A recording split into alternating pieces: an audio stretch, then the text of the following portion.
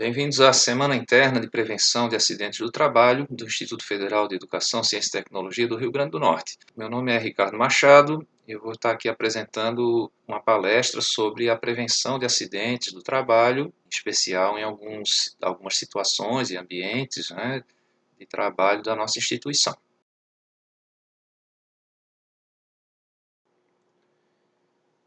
Prevenção de acidentes do trabalho. Então, nessa figura, a gente pode já visualizar várias condições de trabalho que podem gerar aí o acidente de trabalho, que é aquela ocorrência que nos tira subitamente a nossa capacidade de realizar o trabalho. Então, lá ao fundo, a gente vê um funcionário limpando aquela vidraça, com uma escada apoiada no vidro, outro funcionário lá fumando em cima dos tonéis lá de líquidos inflamáveis, os extintores lá, um dos extintores que a gente consegue visualizar ali obstruído, a pessoa carregando o material ali e pisando na poça d'água, com materiais jogados no chão, no corredor de passagem. Outra aqui mais à direita, a pessoa fazendo uma soldagem ali sem proteção. Então, várias condições de trabalho que podem estar gerando aí essa ocorrência súbita, de lesão, e essa lesão sendo incapacitante para o meu trabalho. A lei brasileira define aí o acidente de trabalho como aquele evento que tira nossa capacidade do trabalho temporariamente ou permanentemente e também pode reduzir aí a capacidade para o nosso trabalho, pode inclusive nos tornar inválidos para o trabalho ou nos tirar a vida. Então é por isso que a gente investe na prevenção de acidentes.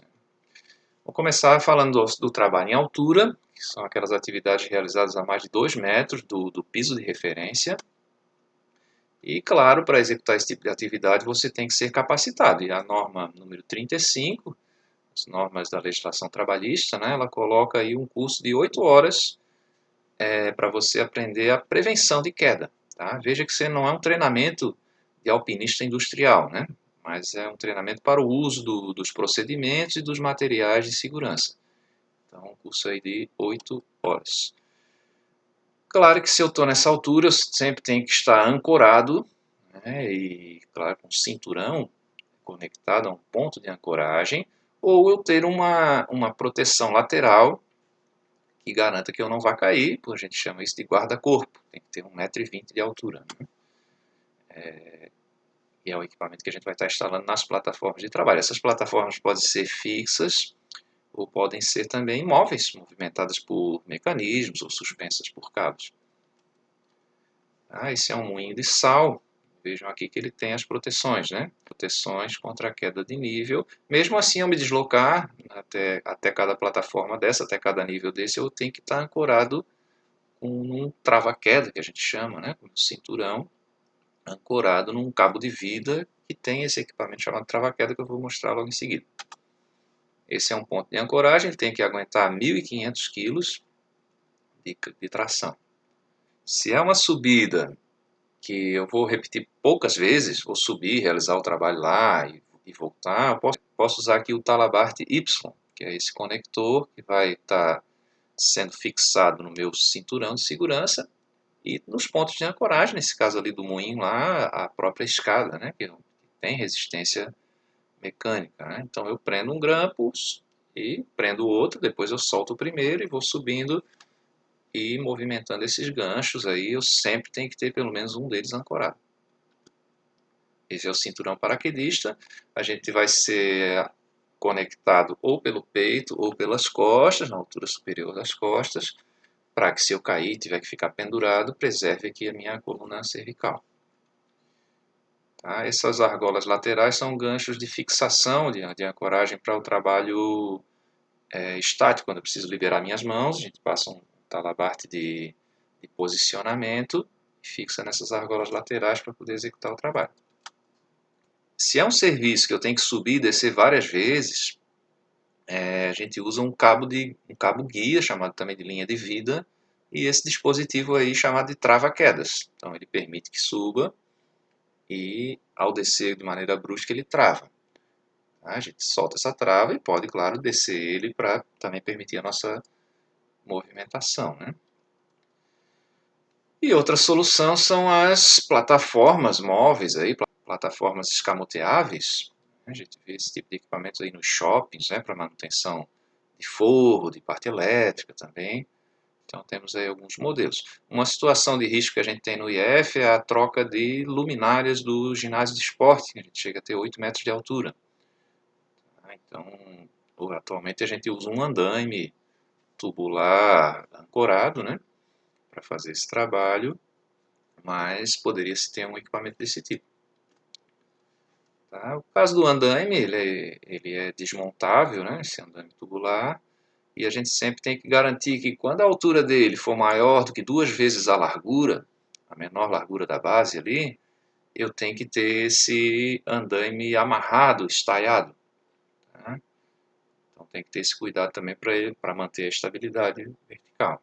Aí daí ele tem que ter as plataformas de trabalho lá fechadas, a plataforma de trabalho fechada e o guarda-corpo. E para mim vou movimentar para cima e para baixo aí, vou estar usando o cinturão com o talabarte Y, né?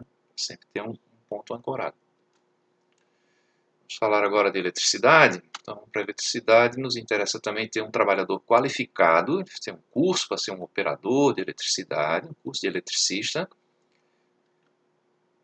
ter a capacitação de segurança em eletricidade da norma regulamentadora número 10, é um curso de 40 horas para baixa tensão e mais 40 se eu operar em alta tensão. E eu tenho que ter também o travamento dos circuitos, a gente opera preferencialmente com um circuito desenergizado, né? Eu tenho que travar para evitar o acionamento acidental, que pode me dar um dano grave lá ao eletricista. Essa situação aqui, vem alguém liga e a pessoa está mexendo lá no circuito, né? O profissional de eletricidade está mexendo no circuito.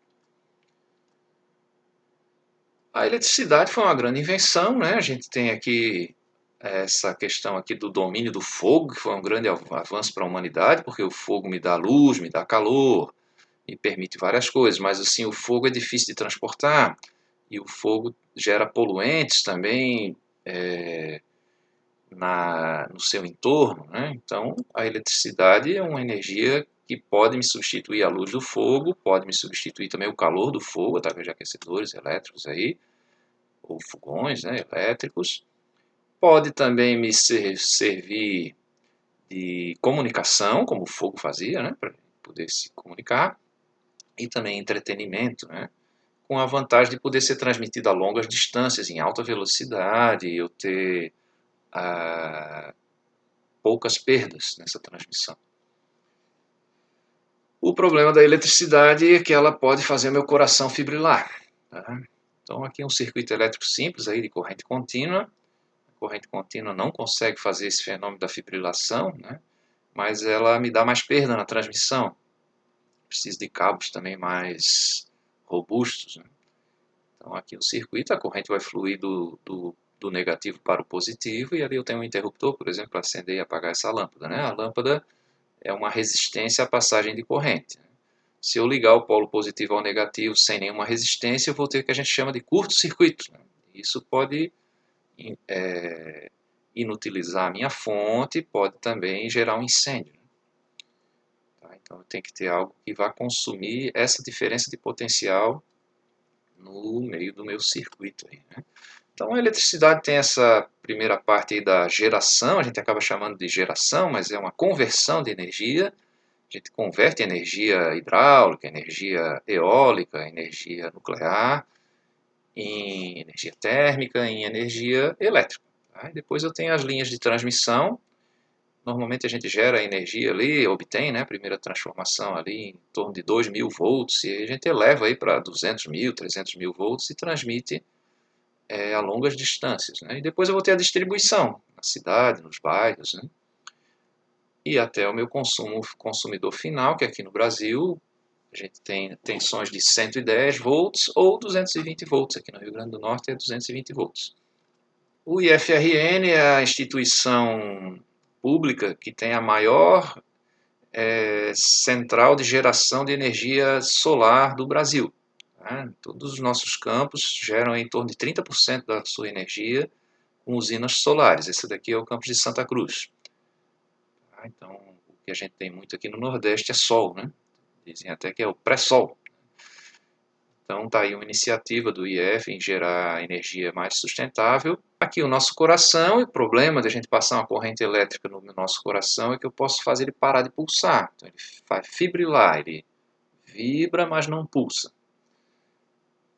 E aí para reverter isso a gente vê nos filmes aí, né, nos filmes do plantão médico e tal, aquele desfibrilador, né? O que é aquilo? Um pulso de corrente contínua, de alta tensão e de corrente contínua, que vai alinhar e voltar o nosso coração para o seu alinhamento elétrico original ali, para ele voltar a pulsar.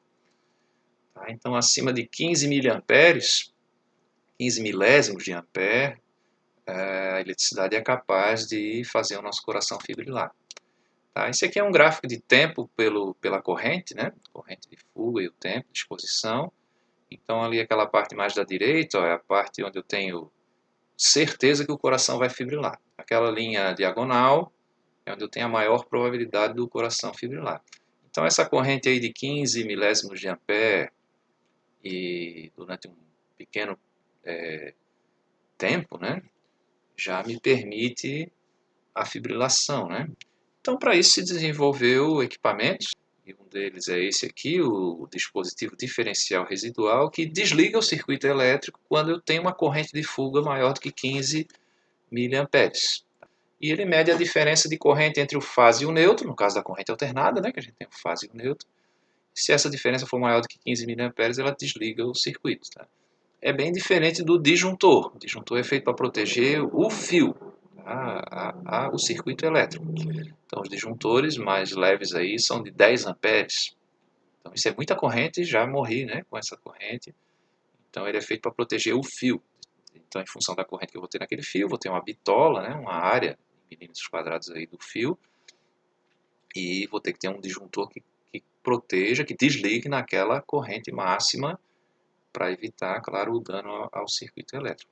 E esse aqui é o equipamento para o dano ao ser humano. Nas instalações, né, nas manutenções elétricas, aí, o recomendável é que a gente desligue o disjuntor, corte a energia, né, daquele circuito e bloqueie o painel ou aquele disjuntor que comanda, né, ali no quadro de comando, aquele disjuntor que comanda esse circuito.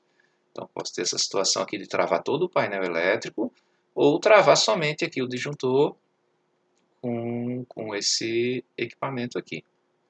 Tá? E para evitar que alguém vá lá e acione sem ser o eletricista, né, coloca-se um cadeado. E esse cadeado, quem tem a chave dele é o eletricista. Então, quando ele retorna, ele vai liberar o circuito e a gente sabe que ninguém vai tomar choque porque não tem mais ninguém trabalhando naquela situação. Se tiver mais de um eletricista naquele mesmo circuito, a gente usa um suporte de cadeados. Nesse caso aqui dá para botar 6 cadeados, né, e operar 6 eletricistas. Quando o último eletricista voltar, tirar o seu cadeado, que fica guardadinho depois na sua caixa de ferramentas, a gente pode religar o circuito com certeza de que não vai ferir ninguém. Ok, vamos falar agora das máquinas aqui, máquinas e equipamentos. Eu tenho que ter também um trabalhador qualificado, um operador de máquina. Tá? E a norma aqui fala que esse treinamento não é separado como aquele da eletricidade, onde eu tenho que ter uma capacitação para eletricista e outra para segurança em eletricidade. Aqui eu tenho que ter uma capacitação em operação segura. Tá? E o tempo aqui não é determinado na norma, porque na NR12, né? Porque você depende da complexidade da máquina, do equipamento. Né? Uma coisa é você usar uma chave de fenda, outra coisa é você pilotar um helicóptero, outra coisa é você operar, ser um motorista, né, de automóvel, você usar ali uma ponte, uma plataforma elevatória, como aquela que a gente viu ali no tema de segurança em altura. Né? Então esse tempo depende da complexidade da máquina. Então eu tenho que ter também, durante as manutenções, o travamento mecânico e elétrico das máquinas, né? E também o aterramento elétrico para aquelas máquinas que são acionadas por eletricidade ou aquelas que não são acionadas por eletricidade, mas elas podem gerar eletricidade estática. Então ter um aterramento elétrico para evitar o choque elétrico das pessoas que vão ter contato com esse equipamento, com essa máquina. E toda a transmissão de força tem que ser enclausurada, tem que ser protegida. Tá? No caso de uma engrenagem, um volante, esse aqui é um motor marítimo, né? A gente vê ali um volante, né, para manter a inércia de giro. Então essas partes móveis de transmissão de força têm que ser enclausuradas, encapsuladas ali para evitar justamente o acidente. Tá? Alguns elementos de máquinas aqui, ó, para a gente entender isso, né?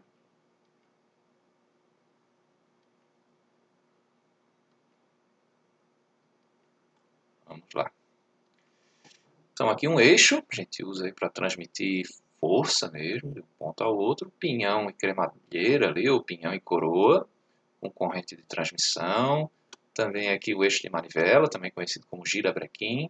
Eixo de câmbio, também conhecido como eixo de comando, a gente usa no comando de válvulas no automóvel. Mancal de rolamento e aqui o mancal de escorregamentos, diferentes, né? O mancal de rolamento ele tem esferas, ou rolos, ou cones, e o mancal de escorregamento são simplesmente dois materiais em contato um com o outro. Certo? Aqui uma rosca, um fuso, né? Fuso de transmissão de energia, uma rosca transportadora, aqui as polias para transmitir também força por correias, e aqui a cruzeta, né? Também a gente vê isso nos caminhões ali, o eixo cardan, né? Os caminhões, mas em outras máquinas também se usa. E claro, toda a parte imóvel, como eu já falei, tá, de máquina tem que ser enclausurada e a norma pede que seja pintada de amarelo essa proteção. Tá? Aí uma transmissão do motor elétrico através de polia e correia, né? E aí a proteção é amarela. Trabalho com ferramentas manuais, a gente tem que também estar tendo cuidado aí com a afiação dessas ferramentas, tá? A faca mais perigosa é aquela que corta pouco. Né? Você vai tentar lá desossar uma galinha, né? Um frango congelado e acaba cortando o dedo porque tem que fazer muita força porque a faca não tem corte, né? Então a faca, formão, equipamentos de corte aí, guilhotinas, tem que ser bem afiadas. Não só as manuais, mas também as de bancada. Tá? Eu tenho que ter também proteção contra a queda dessas ferramentas, porque ela pode cair e danificar a máquina ou cair sobre outro trabalhador, ou se projetar, né? O transporte dessas ferramentas, a gente vai estar comentando aqui, e a projeção de materiais durante o uso dessas ferramentas manuais, que muitas podem ser também com força eletromotriz, né? O caso aí da furadeira, da serra de mão, né? Serra circular de mão, da serra tico-tico, serra sabre. Aqui um contra-exemplo, né? A gente tem o transporte de ferramentas, ele tem que ser muito bem acondicionado, tá? Então não se transporta assim solta, né? E também com os gumes para fora da bolsa de transporte. O ideal é usar uma maleta metálica e de preferência bem organizada, né? Se o meu ferramental é usado num posto de trabalho fixo, aí eu tenho um painel de ferramentas e é bom a gente até ter o desenho da ferramenta para saber o local de origem, né? Um lugar para cada coisa em seu lugar. Né? Um ditado aí japonês. Ferramentas de corte têm que sempre ser transportadas embainhadas. E claro, as pessoas que vão operar essas ferramentas manuais ter o conhecimento, ter treinamento para ter habilidade no manuseio e seguir regulamentos de segurança, né? Quesitos de segurança. Tá? Nos laboratórios, que são muito comuns aqui na nossa instituição, se recomenda que exista um procedimento padrão para cada atividade, um sistema de ventilação e eu tenho que ter também cuidados com os resíduos. Dentro do procedimento padrão, a gente vai embutir ali o uso dos materiais de segurança, as sequências corretas, né, a organização do trabalho e o preparo do trabalho e depois a finalização desse trabalho, que muitas vezes demora mais do que a atividade em si. Tá? Você preparar lá o experimento e depois desmontar esse experimento, muitas vezes demora mais do que a realização do experimento, no nosso caso aqui da aula, né? Então tudo isso tem que ser pensado no procedimento, né? Aqui um fluxograma para estar exemplificando isso, né? Se esse losango ali representa uma tomada de decisão e os retângulos ali significam as etapas do procedimento. Aquela primeira figura lá, um retângulo com bordas arredondadas, é o nome do procedimento, seria o nome da aula, por exemplo, né? Se a gente quiser fazer em formato assim de ícones, né? Mas eu posso também fazer um sequencial de tópicos, que a gente chama de roteiro de aula, comumente chamado ali de roteiro, as sequências, né? E no roteiro a gente sempre tem que especificar também que materiais, que equipamentos vai utilizar naquela aula, para que essa aula seja preparada, claro, antes da chegada do aluno. Esse último símbolo ali à esquerda é uma saída de um documento, por exemplo, a geração de um relatório, né, daquele processo de trabalho ali. Para ventilação é muito comum a gente usar aqui a capela química.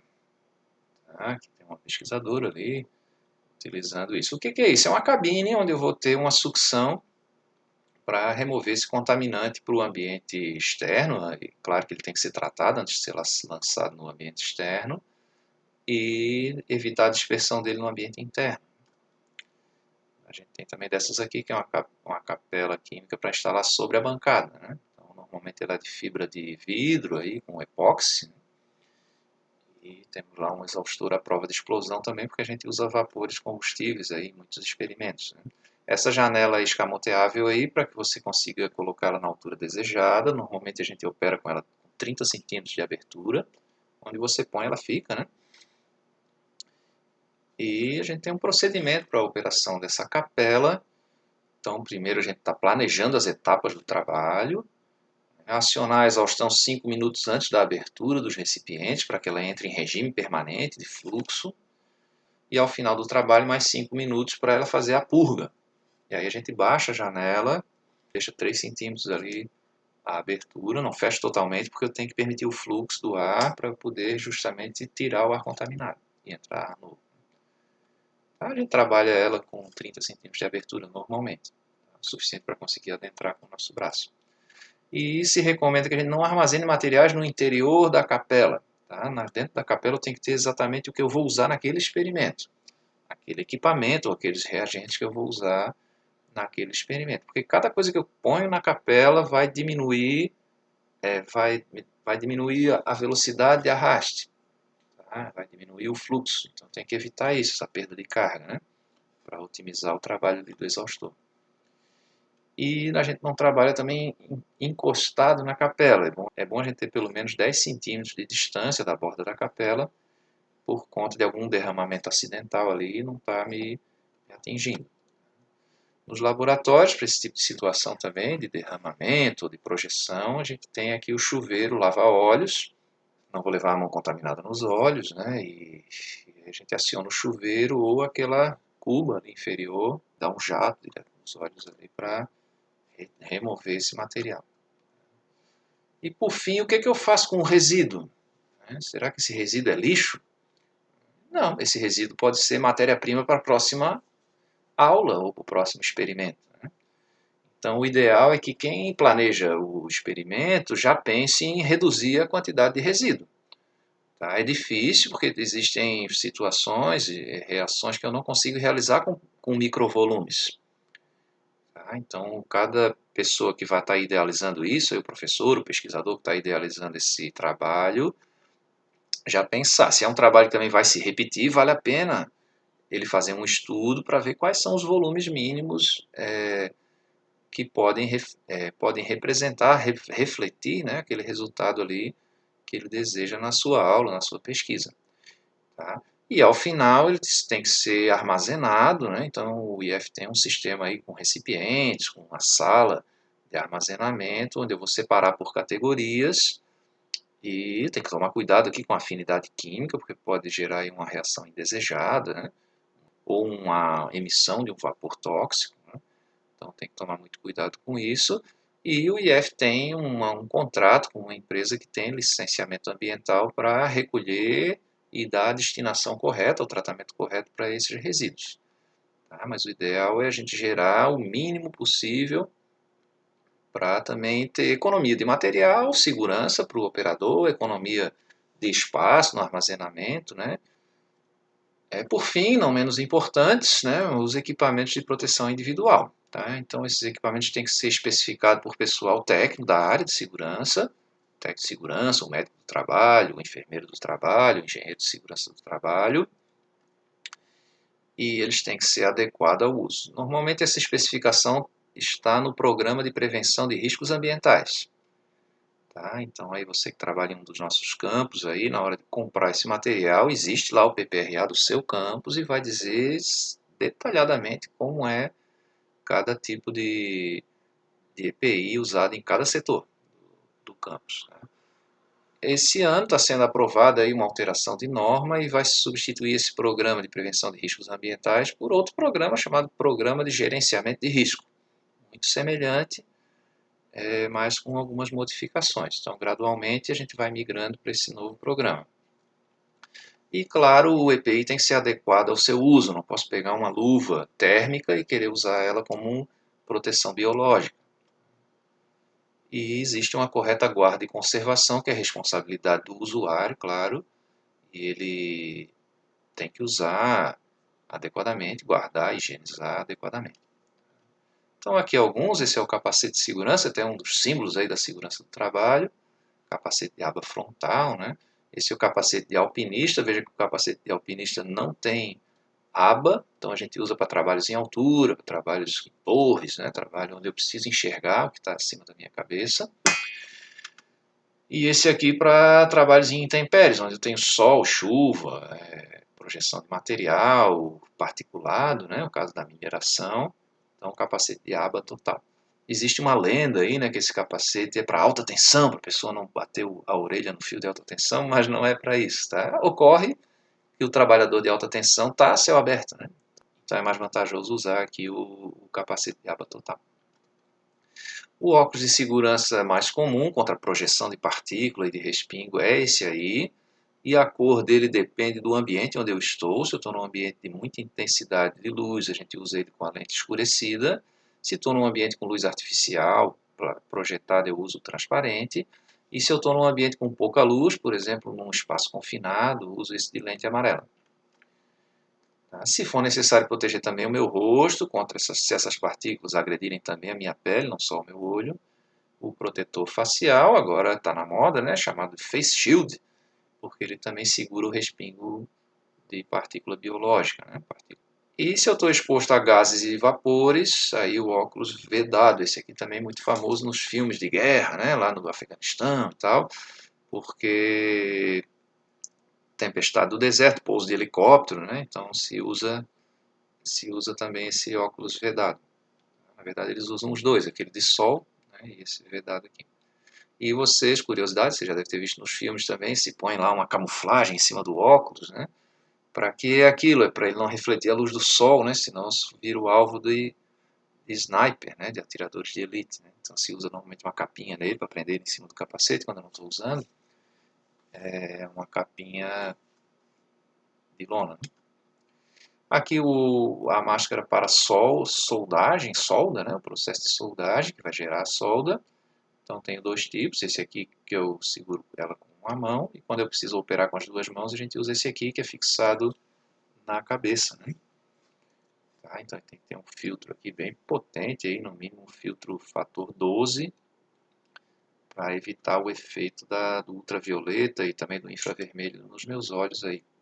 Pode me provocar até a cegueira. Calçados de segurança, a gente tem vários aqui, ó, cano curto, cano médio, cano longo. Qual a diferença? Isso aqui vale para a luva também, né? Quando chega até a primeira articulação, cano curto. A luva, ou no caso do sapato, quando chega no tornozelo, né? Se está entre a primeira e a segunda articulação, aqui, cano médio. Tá? E se chega na segunda articulação, a gente diz que é o cano longo. Existe também o cano extra longo, tanto para calçado quanto para luvas. Tá? Essa aí é a bota pescador, né? Se usa também na mineração, locais alagadiços aí. Normalmente na mineração ela tem também uma palmilha e uma biqueira de aço, para evitar perfuração. E as luvas, a clássica aqui, a gente chama de luva cirúrgica, né? Mas ela é uma luva de procedimento, de látex. A diferença dessa para a cirúrgica é que a cirúrgica é esterilizada. E a luva de malha de aço, luva de vaqueta, luva aqui também de PVC, aí depende do material que eu estou manipulando, eu vou especificar o material da minha luva. Às vezes eu preciso somente de resistência mecânica, no caso dessa luva de malha de aço aí para ferramentas de corte, né, o açougueiro. Às vezes eu não preciso de muita resistência mecânica, mas preciso de isolamento biológico ali, luva de procedimento. E algumas vezes eu tenho também um produto químico que pode atacar o material da luva. Eu tenho que ter uma luva de um material mais específico. No caso dos ácidos, por exemplo, aí a gente usa luva de PVC. E essa luva de vaqueta aí se usa muito no trabalho em altura, né? Precisa de resistência mecânica e maleabilidade. Mas existem também luvas com isolamento elétrico, de alta tensão, de baixa tensão, luvas térmicas para uso aí em ambientes de laboratório, de cozinha também. Lembrando, né, que para prevenir acidentes, lembre que a segurança do trabalho não é separada do trabalho. Você tem que projetar um trabalho seguro. Tá? Não vai ter um anjo da guarda lembrando você de usar o óculos, né? Lembrando você de não botar o dedo naquela região da máquina. Né? Então você tem que ser treinado e ser muito rigoroso com o procedimento para que não dê acidentes. Né? A gente vem sendo treinado para a segurança do trabalho desde que nasce, né? Nossa mãe já nos ensina a não juntar nada do chão, lavar as mãos, não botar o dedo na tomada, não atravessar a rua sem olhar, né? Infelizmente, a nosso pai e a nossa mãe não pode prever todos os ambientes onde a gente vai atuar, né? Então a gente acaba tendo que aprender a segurança do trabalho lá no próprio trabalho ou numa escola profissionalizante, como a nossa aqui. Você já aprender a ser um profissional de, de área técnica, não só da área de segurança, né? Mas que trabalhe com segurança. Tá? Todo trabalho tem risco e esse risco deve ser analisado e tem medidas de controle desses riscos. Ok? Muito obrigado pela atenção. Até a próxima aí. Valeu. Tchau, tchau.